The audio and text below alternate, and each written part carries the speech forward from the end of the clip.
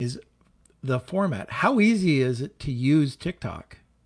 Yeah, so it can be very easy or very complicated depending on how you make it. And the reason for that is the videos are very short. You have the ability to do a 60-second video, but most of the videos you're going to see are, let's say, 6 to 15 seconds long.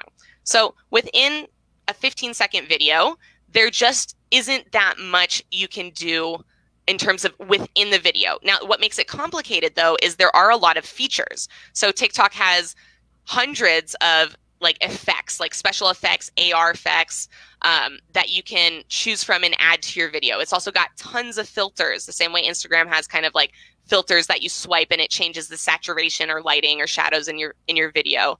And then there's also voice effects, right? You can change how your voice sounds. There's music. So TikTok has its own music library where all of the music is and there's discussion about this, but all of it is supposed to be copyrighted. There's issues about if you're using it for a paid promotion, whether that copyright's good or not. But you can go ahead and use TikTok music from their TikTok library without having to worry about your video getting taken down. Versus like Instagram, if you post someone's music, oftentimes they'll take it down or there's an issue with that copyright. So all of these factors make it so that it could be very complicated. But you also don't have to use effects. You don't have to use voice effects. You don't have to use the filters. So it can be very simple. It can be as simple as taking your phone and just talking to it for 10 seconds, right? That's a TikTok video. Boom, you're done. So it's all about how you perceive it and then what you're going to put into it.